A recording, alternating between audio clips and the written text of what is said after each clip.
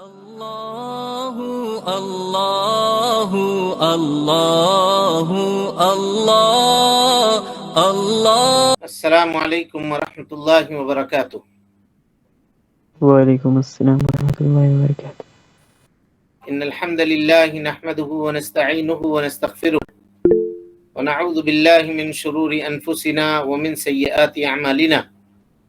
من يهده الله فلا مضل له ومن يضلل فلا هادي له واشهد ان لا اله الا الله وحده لا شريك له واشهد ان محمدا عبده ورسوله. اما بعد فان خير الحديث كتاب الله وخير الهدي هدي محمد صلى الله عليه وسلم وشر الامور محدثاتها وكل محدثة بدعة وكل بدعة ضلالة وكل ضلالة في النار. محترم حاضرین، سامعین و سامعات، ناظرین و ناظرات، کتاب التوحید کے اس درس میں آپ تمام حضرات کا خیر مقدم ہے. اللہ رب العالمین میرے اور آپ کے مل بیٹھنے کو قبول فرمائے.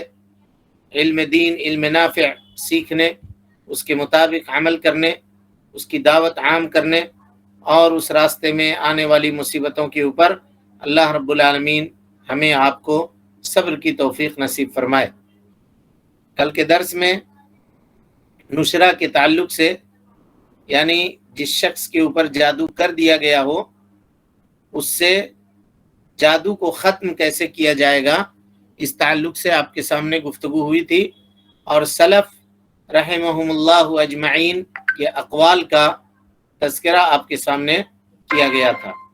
بات آ کر کے علامہ ابن قیم رحمۃ اللہ علیہ کے قول کے اوپر رکی تھی اور ہم نے یہ کہا تھا کہ یہ قول بڑی اہمیت کا حامل ہے.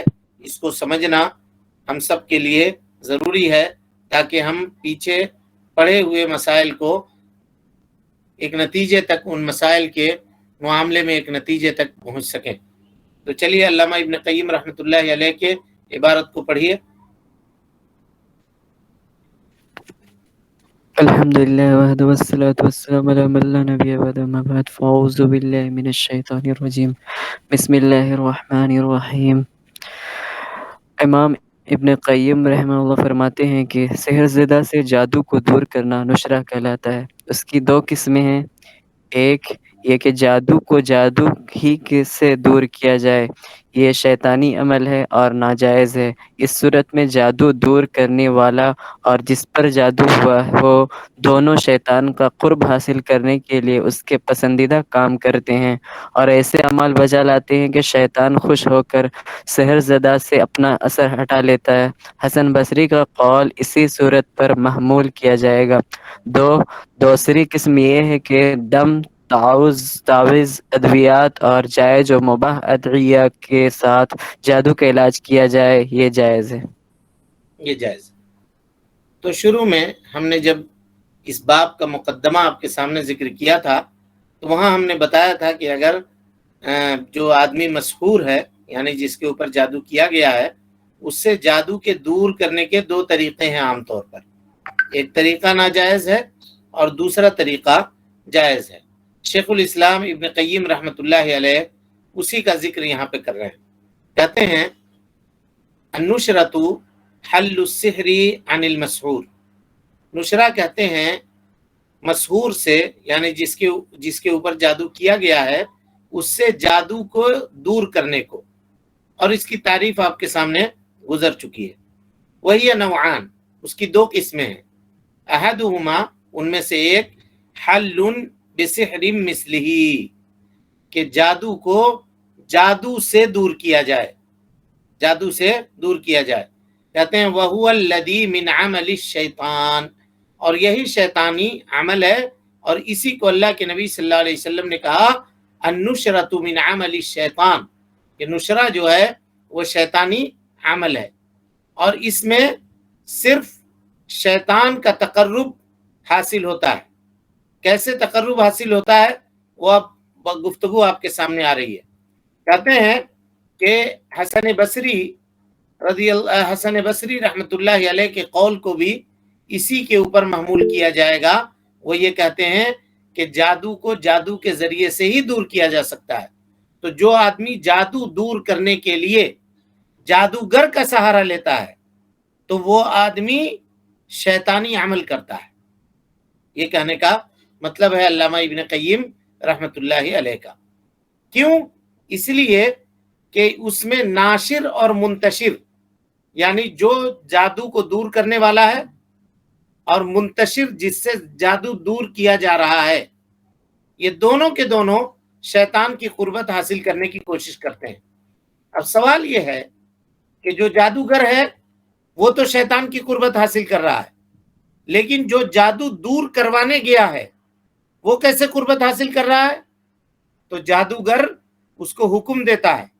کیا کہتا ہے؟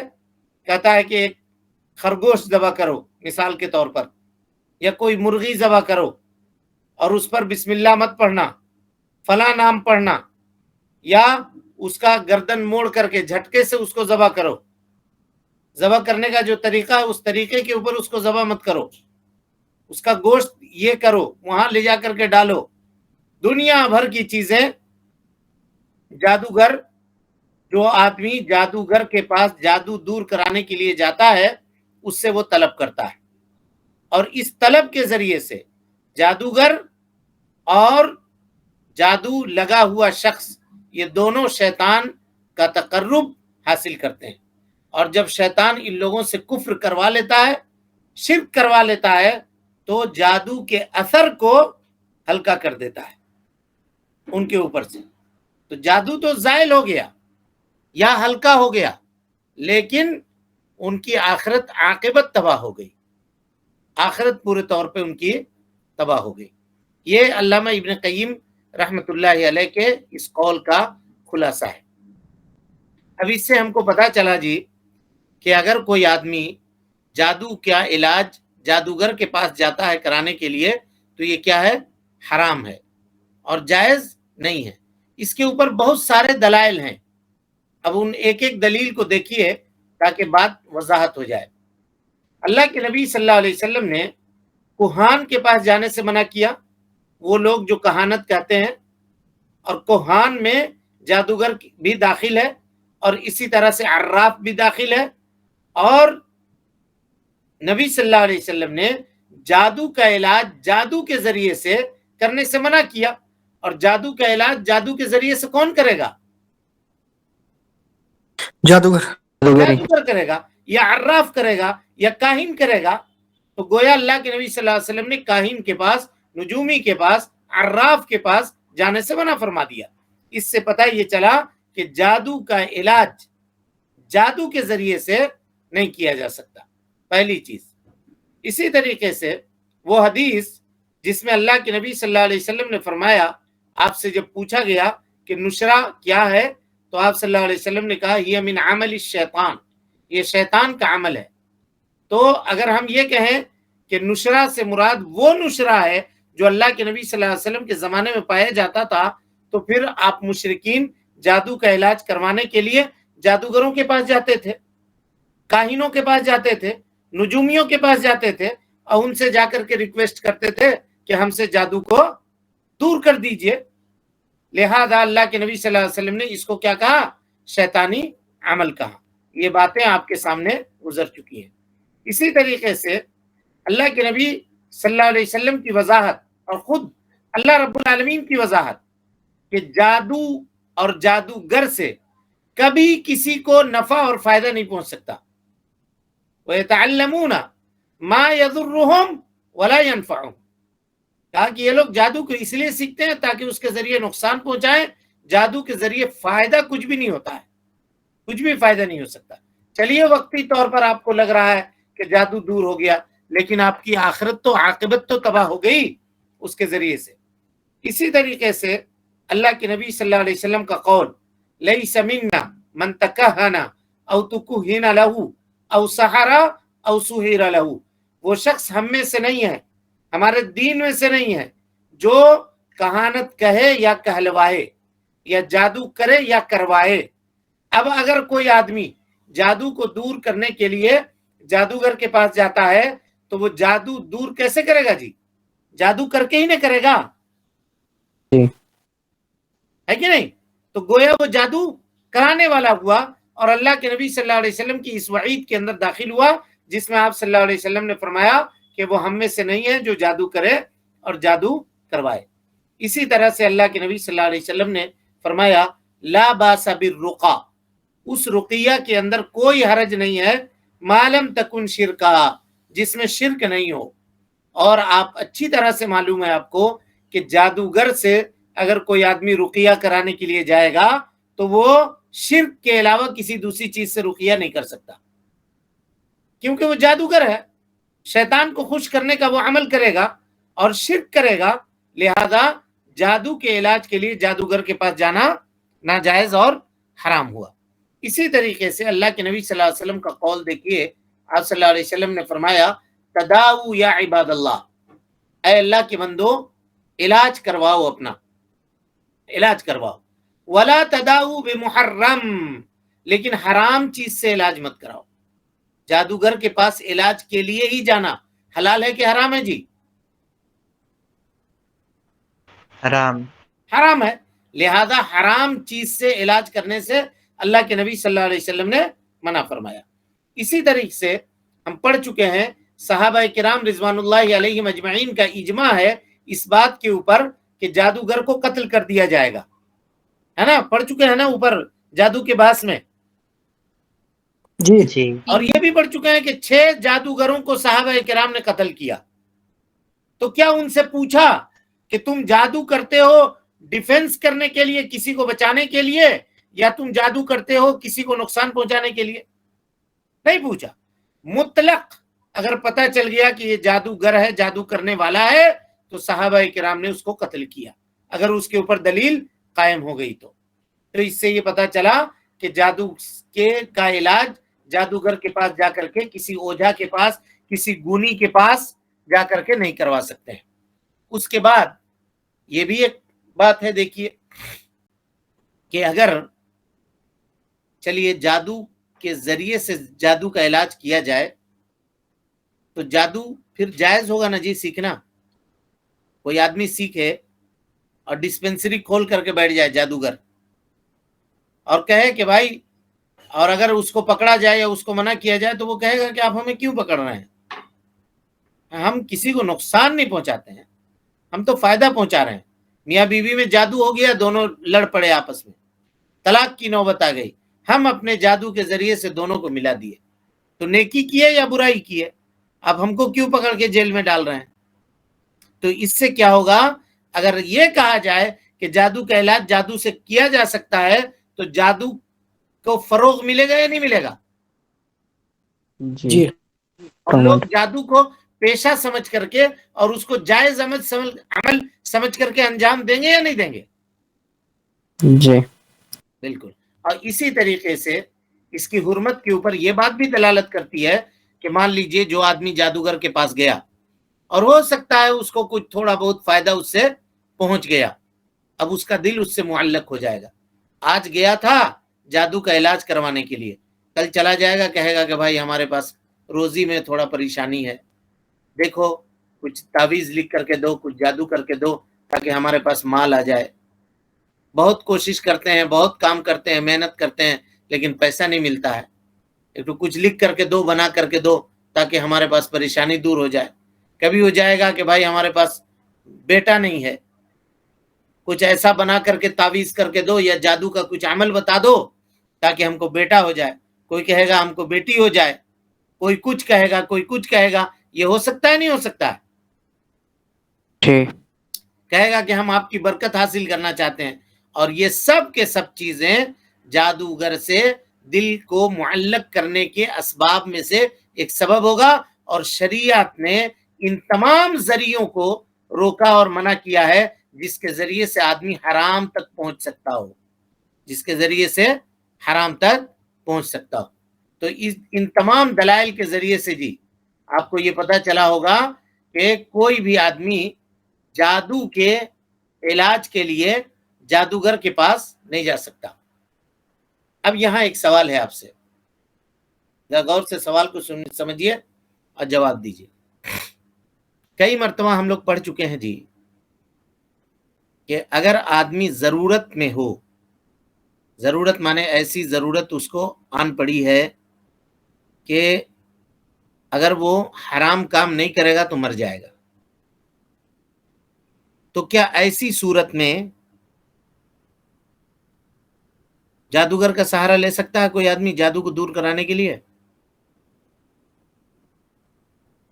نہیں.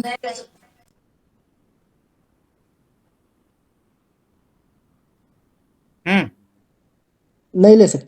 نہیں لے سکتے. نہیں لے سکتے. مردار حلال ہے کہ حرام؟ حرام ہے. حرام. حرام. حرام ہے. لیکن ہم لوگ یہ پڑھ چکے ہیں پہلے بھی کئی مرتبہ بات آئی ہے کہ اگر کوئی آدمی ایسی حالت میں پہنچ جائے کہ اس کے پاس کھانے کے لیے کچھ نہیں ہے سوائے مردار کے، اگر نہیں کھائے گا تو مر جائے گا، تو کھا لے گا وہ جان بچانے کے لیے. تو کیا جان بچانے کے لیے جادوگر کے پاس جایا نہیں جا سکتا ہے؟ نہیں جایا جا سکتا کیونکہ وہ نہیں شرک جا کروائے سکتا. گا اور پلس احتیاط بھی کرنا ہے ورنہ آخرت بھی گر جائے گا. صحیح. گارنٹی میں تو نہیں ہے نا. یہی جواب ہے. جو جواب کا خلاصہ ہے نا یہی ہے کہ وہ شرک کرائے گا اور اس سے اس کی آخرت تباہ و برباد کر دے گا. لیکن جو ٹیکنیکل جواب ہے نا اس کو سمجھیے. کہا کہ ضرورت حرام چیزوں کو حلال ضرور کرتی ہے لیکن اس کے کچھ شروط ہیں، ہے کہ نہیں؟ ہر ضرورت حرام کو حلال نہیں کرتی ہے جی، اس کے کچھ شروط ہیں.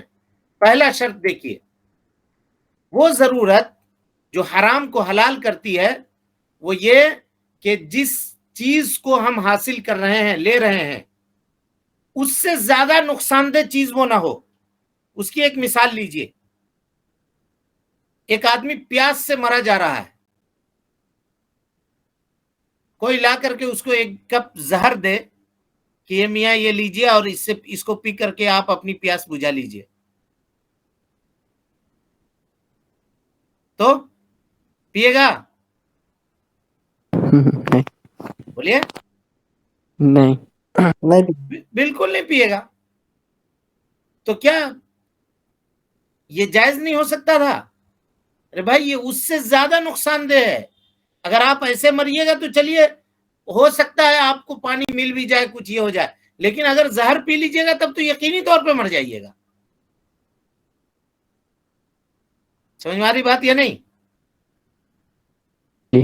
اس کی فقہا جو مثال دیتے ہیں وہ مثال دیکھیے، یعنی ہو تو نہیں، ایسا تو ہو نہیں سکتا، لیکن مثال جو دیا ہے فقہا نے وہ آپ کے سامنے ہم پیش کر دیتے ہیں.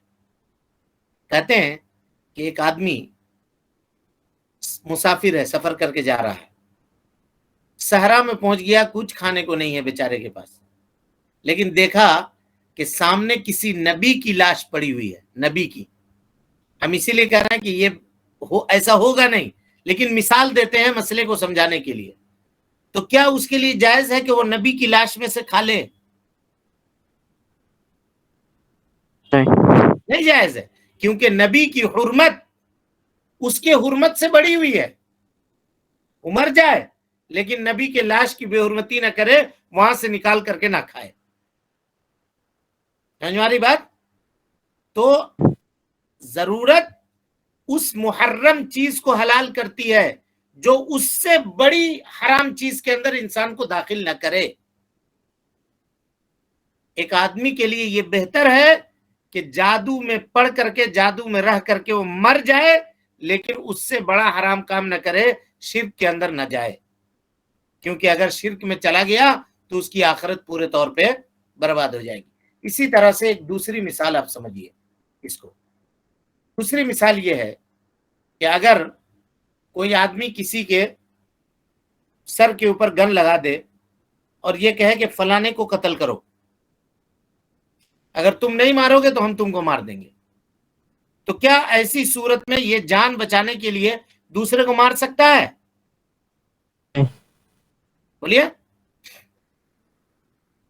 نہیں. اس نہیں مار سکتا، نہیں مار سکتا، کیونکہ اگر مارے گا تو یہ ایک معصوم آدمی کو قتل کرے گا، معصوم آدمی کو قتل کرے گا. اور اگر وہ آدمی جو اس کے اوپر زبردستی کر رہا ہے وہ اگر اس کو مار دے گا تو وہ ظالم ہوگا، یہ مظلوم ہوگا، مظلوم کی موت مرے گا.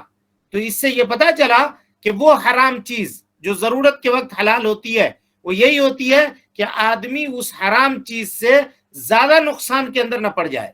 اگر زیادہ نقصان کے اندر پڑنے کا خطرہ ہو تو وہ حرام چیز حلال نہیں ہوتی ہے. اب اگر کوئی آدمی جادو دور کرنے کے لیے جادوگر کے پاس جاتا ہے اور اس کی تصدیق کرتا ہے، اس کے باتوں کو مانتا ہے، تو یہ جادو میں مبتلا ہونے سے بڑا عذاب ہے.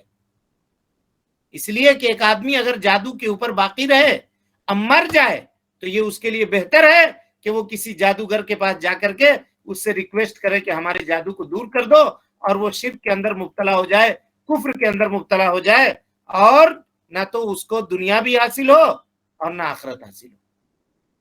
دنیا میں بھی ضرر اس کو پہنچے گا اور آخرت میں بھی شرک و کفر کا جو عذاب ہے دائمی جہنمی، وہ آدمی دائمی جہنمی ہوگا، اپنے توحید کو لوٹا بیٹھے گا. اسی طریقے سے جی کسی بھی حرام چیز کو ضرورت کے وقت حلال کب کیا جاتا ہے؟ حلال اس وقت کیا جاتا ہے جب جو نفع فائدہ آپ اٹھانا چاہ رہے ہیں وہ فائدہ متحقق ہو، ایک دم یقین ہو آپ کو کہ یہ فائدہ ہم کو مل جائے گا. لیکن کیا کوئی آدمی جو جادوگر سے جاتا ہے علاج کروانے کے لیے، کیا یہ متحقق ہے کہ جادوگر اس سے جادو کو دور کر دے گا؟ نہیں. چیز نہیں ہے. لہذا ایسی صورت میں ضرورت کے وقت بھی جادوگر کے پاس جا کر کے علاج کروانا جائز نہیں ہے. اور تیسری شرط یہ ہے کہ کوئی بھی حرام چیز حلال کب ہوتی ہے؟ جب حلال چیز نہ ہو تب نہ ہوگی. تو بھائی ایک مسافر کے لیے حالت سفر میں جان بچانے کے لیے مردہ کھانا کب جائز ہوگا؟ جب اس کے پاس حلال کوئی چیز نہیں ہے. تو یہاں حلال دنیا بھر کی چیزیں موجود ہیں، قرآن مجید کی آیتیں ہیں اور دوسری چیزیں ہیں جس کا تذکرہ ابھی آپ کے سامنے آئے گا. ان تمام چیزوں کی موجودگی میں جو حلال ہیں، جن کو اللہ رب العالمین نے جائز کیا ہے، جن کو نبی صلی اللہ علیہ وسلم نے مباح کیا ہے، ان کاموں کو چھوڑ کر کے آپ حرام اور ناجائز کام کے اوپر پڑ رہے ہیں اور کہہ رہے ہیں کہ ضرورت ہے. تو ایسی ضرورت کا شریعت کوئی اعتبار نہیں کرتی اور اس کو نہیں مانتی. سمجھ میں آ گئی بات؟ ابن قیم رحمت اللہ علیہ کے قول کے دوسرے ٹکڑے کو دیکھیے، کہتے ہیں النشرۃ بالرقیۃ، جادو کو دور کیا جائے رقیہ کے ذریعے سے، یعنی دم کر کے، والتعوذات، اور اللہ رب العالمین کی پناہ طلب کیا جائے، معوذتین کو پڑھا جائے اس میں، اور والادویہ، دوا وغیرہ کا استعمال کیا جائے، والدعوات المباحہ، دعا کیا جائے، فہذا جائز، تو یہ جائز ہے. رقیہ کبھی کتاب سے ہو، یعنی اللہ کی کتاب قرآن مجید سے، کبھی سنت صحیحہ سے ہو. تعوذات ہو، چاہے سنت کے اندر وارد ہوا ہو یا نہیں ہو، اس سے کوئی حرج کی بات نہیں ہے، لیکن اگر اس میں شرک نہیں ہے تو آپ وہ تعوذ پڑھ سکتے ہیں. اسی طریقے سے دعا کر سکتے ہیں، اور دعا کے اندر یہ بات ضروری ہے کہ وہ محرم، اس میں کوئی چیز حرام نہ ہو، لیکن دعا ماثور ہونی چاہیے، قرآن اور حدیث میں اس کا ذکر ہونا چاہیے. یہ چیز شرط نہیں ہے. یہ سب کو سمجھیے خوب غور سے. تو آپ کے لیے جائز ہے کہ اگر کسی آدمی کو بیماری لگی تو مریض کے اوپر آپ قرآن مجید کی آیت پڑھ کر کے پھونکیں، یا سنت سے جو دعائیں ثابت ہیں ان کو پڑھ کر کے پھونکیں، یا اس کے علاوہ جو تعوذات ہیں وہ اگر قرآن اور حدیث میں وارد نہیں بھی ہیں تو اس کو پڑھ کر کے آپ پھونک سکتے ہیں، یا اس کے ذریعے یا آپ دعا کر سکتے ہیں اللہ رب العالمین سے. کیونکہ یہ ساری چیزوں کی دلیل آپ کے سامنے گزر چکی ہے کہ وہ رقیہ جس میں شرک نہیں ہو اس کے کرنے میں کوئی حرج نہیں ہے. اسی طریقے سے جادو کو دوا کے ذریعے سے بھی دور کیا جا سکتا ہے. جو دوا اللہ کے نبی جناب محمد رسول اللہ صلی اللہ علیہ وسلم سے ثابت ہے، مثال کے طور پہ زمزم، اس کو پی کر کے بھی جادو دور کیا جا سکتا ہے، کیونکہ اللہ کے نبی صلی اللہ علیہ وسلم نے فرمایا کہ زمزم کا جو پانی ہے، ماء زمزم شفاء سقم، یہ بیماری کا علاج ہے، اور اس بیماری میں جادوگر کی جادو بھی داخل ہے. اسی طریقے سے طب نبوی میں، یعنی نبی صلی اللہ علیہ وسلم کے علاج کا جو طریقہ تھا، اس میں آپ صلی اللہ علیہ وسلم نے جادو کے علاج کا طریقہ بتلایا کہ 7 عجوا کھجور جو آدمی اس کو کھائے گا تو اس کو جادو لگے گا بھی نہیں، اور اگر جادو لگا ہوا ہے تو وہ جادو دور بھی ہوگا۔ اور اس میں سب سے بہتر یہ ہے کہ مدینہ منورہ میں عالیہ ایک جگہ ہے، وہاں کا اجوا ہو۔ اگر وہاں کا اجوا میسر نہیں ہو سکے تو مدینہ کے منورہ کے حدود حرم کے اندر کی جو درخت ہے وہاں کا اجوا ہو۔ اگر وہ بھی نہیں ہو سکے تو صرف مدینے کا اجوا ہو۔ اگر وہ بھی نہیں مل سکے تو پوری دنیا میں اجوا کھجور جہاں کہیں ملتا ہو وہ لے لے وہ آدمی۔ اور اگر وہ بھی میسر نہیں ہو سکا تو پوری دنیا میں سے کہیں بھی اگنے والا کوئی کھجور لے لے اور اس کو لے کر کے استعمال کرے۔ انشاءاللہ اللہ رب العالمین کے فضل اور اس کے توفیق سے جادو سے وہ محفوظ بھی رہے گا، اور جادو اگر اس کو لگا ہوا ہے تو جادو اس سے دور بھی ہوگا۔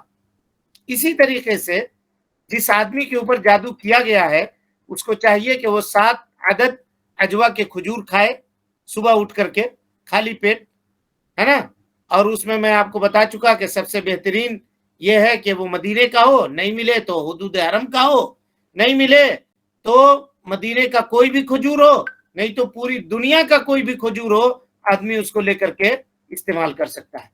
اسی طریقے سے جادو کے علاج میں جی ایک دوسرا کارگر علاج جو اللہ کے نبی صلی اللہ علیہ وسلم سے ثابت ہے وہ کیا ہے؟ حبۃ السودا، جس کو ہم لوگ منگریلا کہتے ہیں۔ حبۃ السودا، جس کو عربی میں حبۃ السودا کہتے ہیں، اللہ کے نبی صلی اللہ علیہ وسلم کے دواؤں میں سے ایک دوا ہے جس کے بارے میں نبی صلی اللہ علیہ وسلم نے فرمایا وَهِيَ شِفَاءٌ مِّن كُلِّ دَاءٍ إِلَّا السَّامَ۔ حبۃ السودا یعنی منگریلا جو ہے یہ ہر بیماری کی شفا ہے سوائے موت کے۔ موت کے علاوہ جتنی بیماری ہے اس سے شفا ہے۔ اب یہاں سوال ہے کہ اس کو کیسے استعمال کیا جائے؟ منگریلا یا حبۃ السودا آدمی کھائے کیسے، یہ سوال ہے۔ تو اس سلسلے میں اللہ کے نبی صلی اللہ علیہ وسلم سے کوئی تحدید مروی نہیں ہے کہ کیسے اس کو استعمال کیا جائے۔ تو اس میں ہر وہ چیز چلے گا جو لوگ اپنے علاج کے طریقے سے متعارف کرواتے ہیں۔ مثال کے طور پہ کچھ لوگ یہ کہتے ہیں کہ حبۃ السودا اللہ اللہ اللہ اللہ اللہ اللہ اللہ